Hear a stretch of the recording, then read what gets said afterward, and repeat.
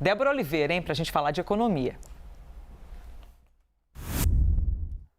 E aí, minha querida? Ela Cadê? quase esqueceu o calendário.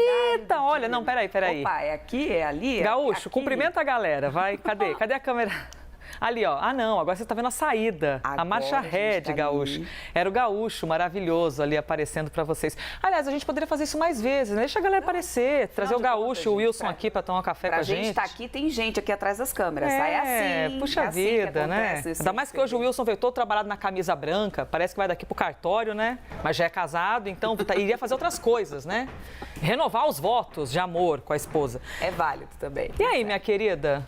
Banco Central divulgou há pouco o novo boletim Focus, com expectativas para a economia brasileira e revisou a taxa de juros. Ai, ai, ai. O que já era bastante esperado, viu, Elisa? Teve um rebuliço danado com essa danada dessa meta fiscal, que é o nosso próximo assunto. Eu não vou dar spoiler agora, não. Só que a reação já veio de imediato, agora pela manhã. Toda semana a gente tem um boletim Focus, que nada mais é que um compilado, uma pesquisa feita com várias instituições do mercado, para poder entender como que estão as expectativas, tanto para a taxa Selic, como para juros, para PIB. Toda semana a gente tem esse boletim, isso dá uma baliza para a gente, isso dá um norte sobre a nossa economia. E aí já veio o efeito dessa decisão do governo de mudar essa meta. Vamos dar uma olhada aí na tela para poder a gente conseguir entender quais foram as mudanças das previsões. A gente não tinha mudança nessa expectativa da taxa Selic desde o ano passado, novembro ali do ano passado, que não mexia nessa taxa Selic. E aí agora, com essa mudança da meta, o que aconteceu? Baixou em 2024... O IPCA teve uma redução para 7,1%, ou seja, a inflação ainda com a expectativa de se manter um pouco mais abaixo, mas o que chamou a atenção foi isso aqui, ó, taxa Selic. Foi para 9,13% a média para a taxa final desse ano. Antes, a expectativa era que a gente ficasse com aqui no ano de 2024, com a taxa Selic no final do ano em 9%. Para 2025 não mudou, agora mudou para esse ano. Tem um efeito disso por causa da meta fiscal, eu vou explicar já para vocês. Houve uma mudança também no dólar, no câmbio, para o final desse ano subindo para R$ 4,97. Também pode ser o efeito dessa mudança da meta.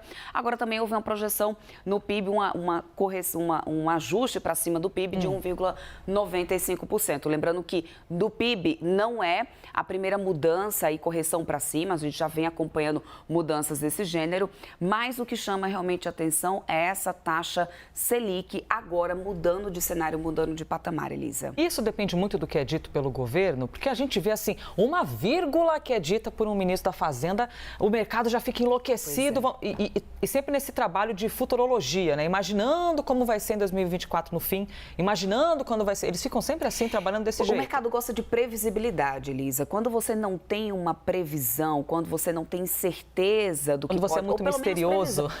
Misterioso não é um negócio que o mercado gosta.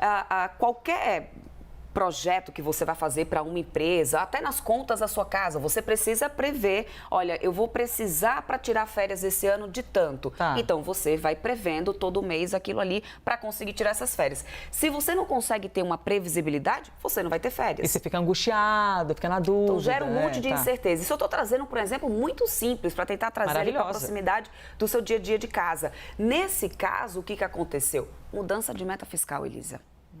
Então, vamos falar disso? Isso foi o que bagunçou tudo a história, vamos lá. Pois é, o que aconteceu exatamente? Porque essa meta, o Haddad já tinha dado essa meta para o ano que vem? Já vem falando que ia mudar, né? Tá, e ficou muito diferente do que as pessoas estavam esperando? Não ficou diferente, na verdade, aliás, o próprio ministro da Fazenda, né, vinha falando sobre isso, olha, vai mudar, a gente precisa de uma meta mais factível, foi exatamente a palavra usada pelo Fernando Haddad. O que eu questionei, inclusive, para os economistas foi exatamente o seguinte, várias pessoas que eu conversei do mercado, já não se acreditava mais de que a gente teria um superávit no ano que vem. Isso ninguém acreditava mais no mercado. Se acredita, inclusive, num déficit no ano que vem. Aí eu perguntei, se não acreditava, por que quando vem o governo e muda efetivamente, tem então esse susto inteiro, foi aquele caos no mercado que a gente já teve efeito na Bolsa ontem, a Bolsa Ibovespa agora já está abrindo em queda, já vai expandindo queda, dólar já passou dos 5,20. Por que acontece isso? Porque o número, ter uma meta e tentar buscar ela, isso é a baliza, é o norte, é o que a gente vinha conversando aqui antes. Quando a gente muda essa meta, quando a gente diz, olha, essa meta não é mais factível, vai ter uma nova meta.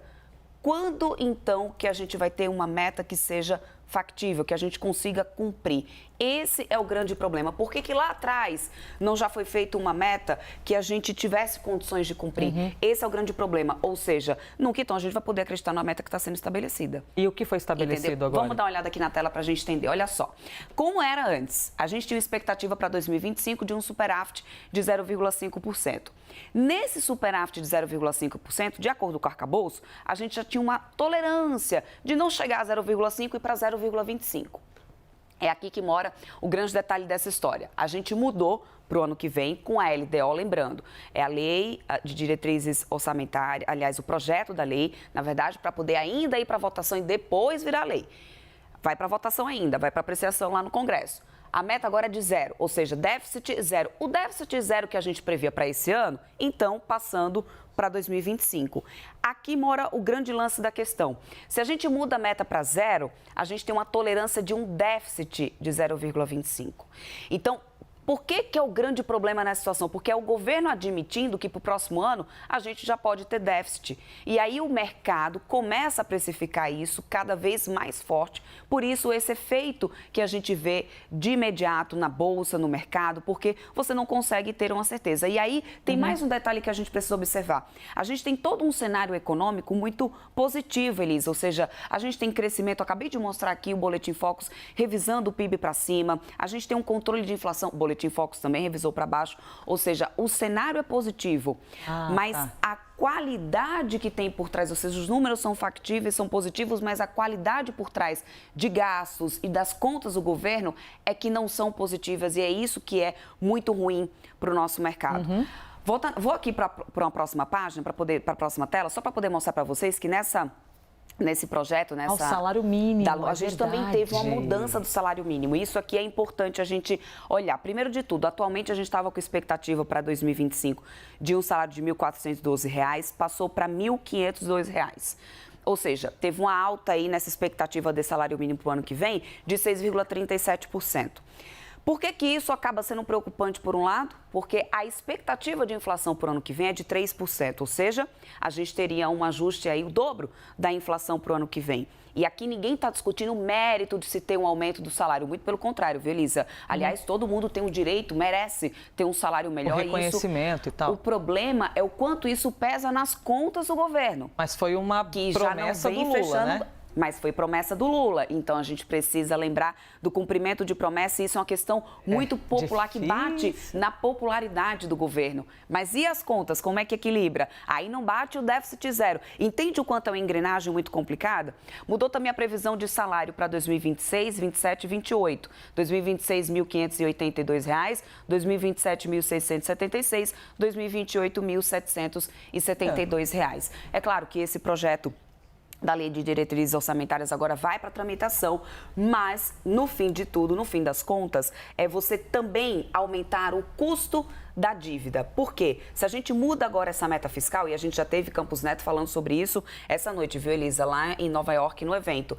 Se você muda a meta fiscal, você aumenta o risco Brasil, você gera aquelas incertezas que a gente estava conversando. Automaticamente, a gente precisa acompanhar isso melhor na trajetória da Selic, que pode ter que permanecer mais alta, foi o que a gente viu essa revisão do Boletim Focus. A Selic mais alta significa juros mais altos, significa custo de dívida mais alto. É um problema, né, para investimentos, inclusive.